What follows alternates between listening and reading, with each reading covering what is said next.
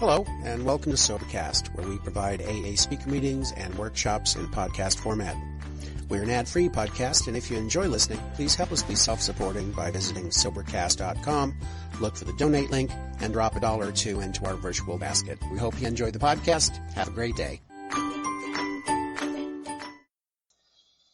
Hi, everybody. I'm Bonnie, and I am an alcoholic. Thank you for coming. I had invited some of my non-AA friends. They politely declined, though. They said they didn't need to hear my story. They'd lived it. And survived. So I'm really glad to be here tonight. Thank you, Toby, for asking me.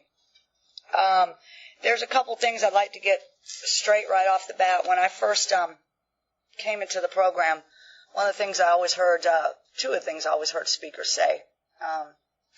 One of them was that growing up they'd never fit in. They always felt out of place, uncomfortable in their own skin, and that they always remembered that first drink. Well, those are two things you won't hear out of this alcoholic. I was not necessarily always popular, but if I wasn't the most popular kid, I hung with the popular people. I always had a host of friends.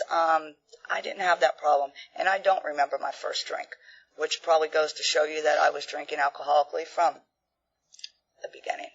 I do know that it was before I left Ohio, which was at 12. So I grew up in a small town in Ohio. It was the perfect place to grow up. My daddy was one of the few white-collar businessmen in our community. All my other friends' daddies were railroad men, and it was a tight-knit community, except for that. You know, my parents, they didn't kind of socialize, you know, with them, the lawn parties and stuff, but us kids were always around. My mother was an alcoholic. I didn't know what that was then, because my mother did not go to AA, but my mother did have a higher power, and his name was James Pettigrew. I never saw my mother take a drink when my daddy was alive. And I found out later that that was just the way that was. And, you know, he knew about her alcoholism probably from, you know, the beginning. As I said, I had a wonderful childhood until September 18th, 1974. That's the day my daddy died. I was 10 years old. And that's pretty much the day my whole world fell in. I believe my mother was drunk at my father's funeral, and life was very crazy for, I don't recall exactly what year it was, but life was very crazy for quite a few years after that. I remember guys in and out of the house, or men, I guess, parties, it was very crazy. And I drove down here at 12 years old from Ohio most of the time because my mother was too drunk to drive. As I said, I do not remember the year that my mother went to AA, but I believe that was my first aha moment, as we like to call it, my first God moment. I had come home from school, and my mother was passed out in bed, which I'd seen many times, and I couldn't wake her up. And for whatever reason that day, as I said, I'd seen it many times, so it was not a big deal. But for whatever reason that day, I got scared and I called 911. Well, when the paramedics came and saw that she was just drunk and not sick, they took me to foster care, and they took my mother to, back then they had 28-day detox. And my mother never picked up a drink after that day until the day she died in February of '88. I was introduced to Alcoholics Anonymous at that time. I don't recall a lot of it. I do recall going to Alateen, and I remember back at that time on your first year anniversary, you spoke at your home group, because I remember going to my mother's home group meeting. Don't remember what was said, but I know that I was introduced to Alcoholics Anonymous at that time. Don't recall big books around the house, anything like that. She just didn't drink anymore. You know, that was me being taken away from her probably did it, you know. So life was pretty good. But I came from this small town, and I hit what I consider the big town of St. Petersburg, Florida, and it was on. It was on. I grew up in the late 70s, early 80s, and drugs are part of my story. Back then it was the black beauties, and acid was a major big thing, and I mean, I've tried it all. Alcohol was my drug of choice from the very beginning. I quit school at the day of my 16th birthday, like all good children did back then, because I was too good for school, too cool for school. And I did end up going back, and I ended up getting my GED, and I went to college. And I couldn't handle college, even back then. I remember the times going into class shaking so bad that I could not pay attention. I couldn't write. I did not associate that with drinking. I don't recall what I associated it with, but I didn't associate it with drinking, and so I never finished college. I was working also at that time, too, so I just went on to full-time working. I had my own house when I was 17 years old, and I worked, and I partied. When I've told my story the first time and went back on my life, I realized that I lost my first job at 17 years old due to alcoholism. Back then it was because they didn't need me anyway, I didn't need them, whatever it was, but I lost my first job being an alcoholic at 17 years old. And I continued on for many more years after that. I had my first DUI in 1989 with my 18-month-old daughter in the car with me.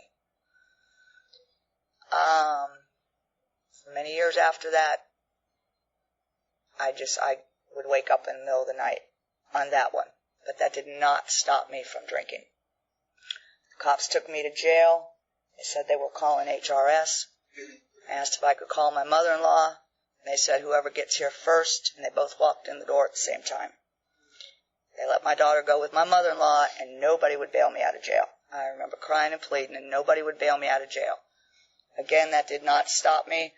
I used to drive my car, and I'd park it down at the park, thinking, I don't know what I was thinking back then, that somebody was going to be waiting for me to see if I was driving on a misdemeanor DUI. I don't know. But me and my daughter would walk up, make sure nobody was at the house, would go back and get the car, and I just continued on. I got married for the first time, and I got pregnant with my son, and I went to my first detox when I was pregnant with my son. I did pretty good with my daughter, not drinking. But my drinking had really escalated by the time I got married and got pregnant with my son. I remember waking up there, and my kids and my husband was there, and I just begged them to let me out of there. So I never heard any message whatsoever at the Town and Country Detox at that time. They told my husband it was not a good idea to let me go, and I talked him into it, and he took me home. My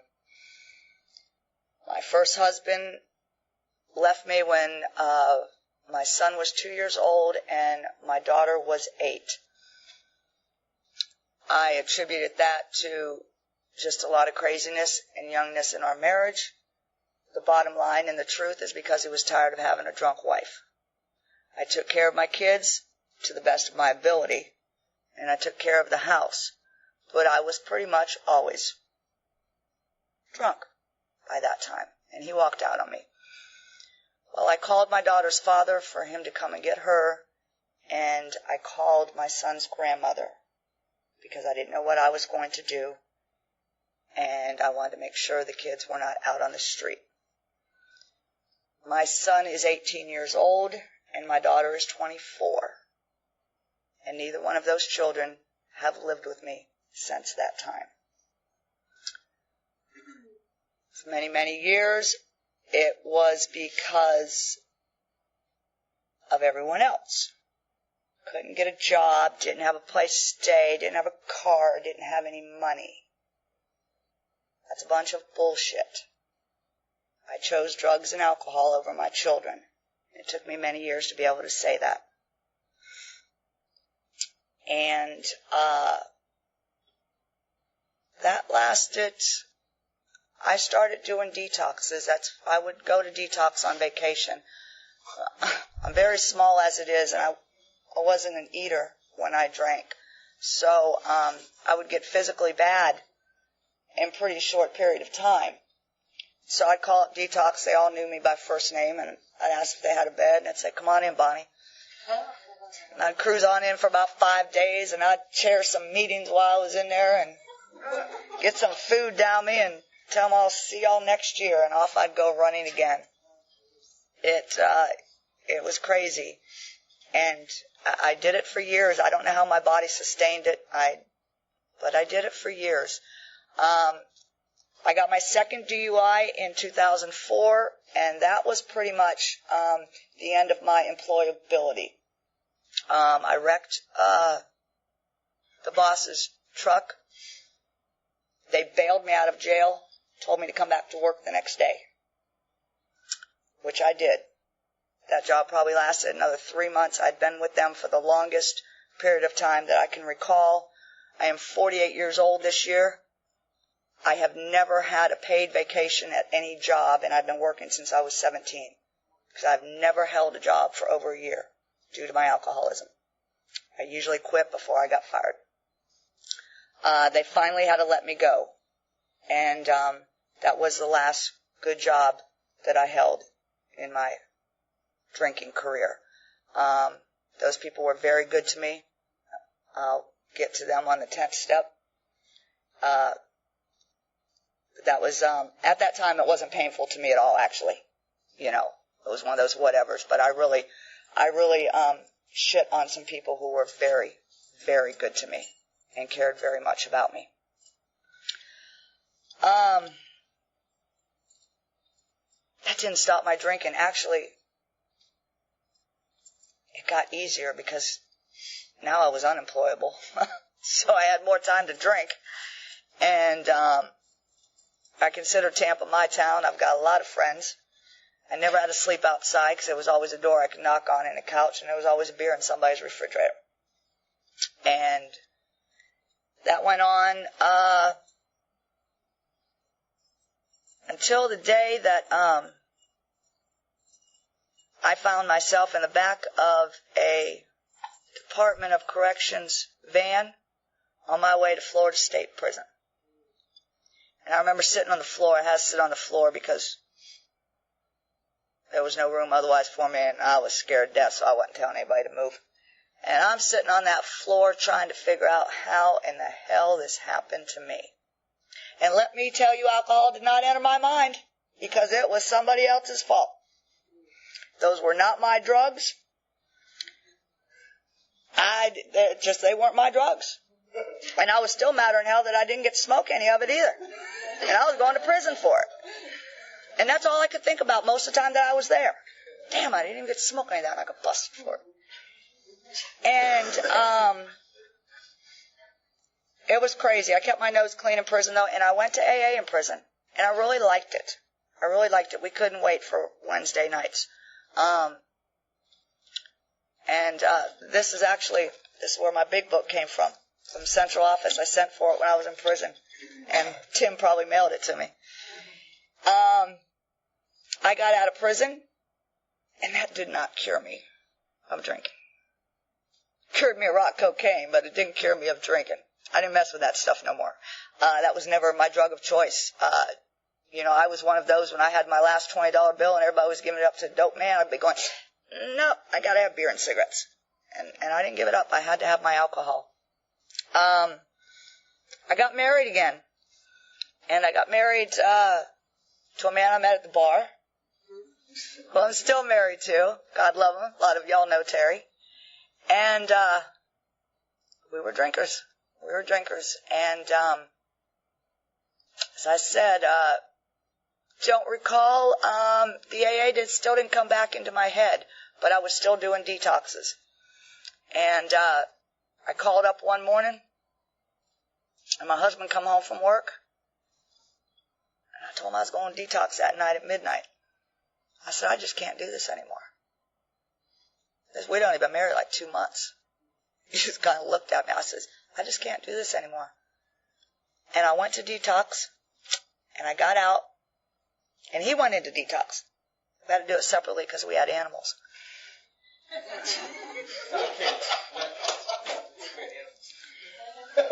So I come home from detox that day, and that night I was by myself, and I was pacing my house, and it's the first time ever I didn't go straight to the bar when I walked out of detox. I was just pacing around, and I remember having my dirty socks in my hand, and I could not remember where I kept my own dirty clothes. I was so out of it, and I called central office, and a wonderful lady named Mary Ross called me back, who's my sponsor today, and that had to have been on a Monday night, because she told me she'd pick me up Tuesday night, and she brought me to the 164 group that Tuesday night. And so I made it all that whole day Tuesday. I don't really recall that. I was still probably, they have to give me a lot of drugs in detox because I don't detox well at all. So I still walked sideways. I'm sure there's a few of y'all who still remember that. So I still walked sideways for a while, but that's what I want to talk about now. I want to talk about the program of Alcoholics Anonymous. Because when I walked in here, I don't remember the nudge from the judge from my 2 DUIs. I really don't. I'm sure I had to attend AA meetings. I just don't recall having to do it or not hearing anything that was said. And I walked in here and I really liked what I saw. And I liked the people that I met. And the girls, I'll never forget the girls. The girls that just enveloped me in their arms. And they gave me their telephone numbers. And they told me to call them. And they told me just not to drink and to call them if I felt like it. And I made it through those 5 days. I made it through those 5 days when my husband was gone. And he was so cute. He got out of detox and he came to a meeting here. And after that first meeting, he says he decided he was not an alcoholic. I told him that was all right. Keep coming back. So that's what I did. I kept coming back to these rooms. And I didn't understand any of that. And I didn't know how those 12 steps were going to make me not want a beer, because I wanted a beer 24 hours a day. And I almost can't, I was unhappy here, because you got to remember now, I was just newly married. We had a house. I didn't have to work because I couldn't keep a job anyway. I had an endless supply of beer from the husband. But I was just sitting there that one day, and I just couldn't do it anymore. After 15 years, I didn't know what I couldn't do anymore, to be honest with you, though. If you would have asked me that question at that time, I couldn't have answered that. I don't know what I can't do anymore, but I couldn't do that anymore.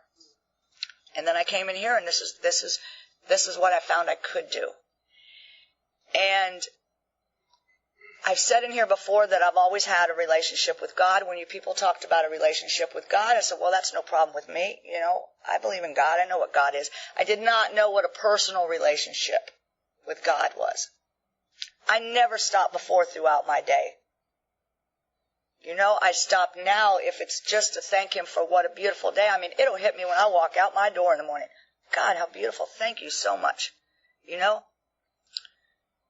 That never occurred to me before. I was always, by the time my feet hit the floor, I was already probably 2 days down the road of what was going on in my life. I was never right there in the moment.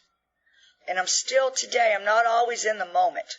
I have to grab myself back a lot. But the program of Alcoholics Anonymous has taught me that I don't have to drink and I don't have to live like that anymore. That's the biggest thing. The obsession to drink was taken away from me. I can't even give you a date on that. I just recall coming home one day and checking my mail, and it just dawned on me, when was the last time I thought about having a beer? And I don't recall. Could have been the program 2 months, 1 month, 6 months. I don't recall. I just recall that day. And I thanked God for that. And so from then, it's been really a design for living is what this program is. It's how you treat people and how you react to situations in life. That's what this program has taught me. My daughter, as I said, is 24 years old now. She still does not speak to me. I could stand here and say I'm okay with that, but I'm not. And that's okay, too. I don't have to be okay with everything today. I know that it's in God's time and not mine, and I say that a lot. And she knows where to find me. And unfortunately, the things that I have heard, the apple is not dropped far from the tree on that one, and it breaks my heart. And that's okay too for now, because I know that God will watch over her, and things will work out the way that they should. This program of recovery has given me my son. My son was 18 years old. He came to visit me. And I tried to do a night step with my son, who was certainly on my 4-step inventory. And my boy was not interested. Maybe later he will be when he gets older. I've told him, if you have any questions, I'll be as honest as I can with you. Right now, he's just really happy to have his mom back, and he can care less about amends or anything like that. He comes over a couple times a week. We have dinner. We do high school projects together. I could kick myself for all the years that I missed, but I have them now. And like doing a high school project with my kid on the floor is one of the most awesomest things that the program of Alcoholics Anonymous has given me. It is awesome. And, I try to live the 12 steps every day. I almost started crying when they were being read earlier. The 10th step is, that's so important to me because I have a personality where I'm very controlling. Y'all wouldn't know anything about that. And I'm very forthcoming, and I'm very bossy. And I like to be in control of things, and I have to take a continuous 10th step with myself and remember that I'm not the one in control, because that's actually what brought me here in the first place, thinking I had, the world of Bonnie. The first thing I ever read in this book was on page 417, and I'd like to close with that because it's my favorite part of the big book of Alcoholics Anonymous. It says, acceptance is the answer to all my problems today. When I am disturbed, it is because I find some person, place, thing, or situation, some fact of my life as unacceptable to me. And I can find no serenity until I accept that person, place, thing, or situation as being exactly the way it's supposed to be at this moment. Nothing, absolutely nothing, happens in God's world by mistake. Until I could accept my alcoholism, I could not stay sober. Unless I accept life completely on life's terms, I cannot be happy. I need to concentrate not so much on what needs to be changed in the world as on what needs to be changed in me and my attitudes. And I do want to say that because of the program of Alcoholics Anonymous, I'm grateful to stand here tonight and say my name is Bonnie and I am an alcoholic. Thank you.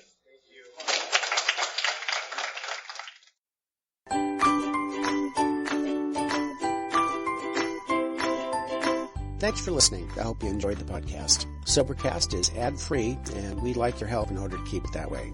So if you'd like to help us be self-supporting by pledging $1 or $2 a month, visit Sobercast.com and look for the donate links. Thank you very much.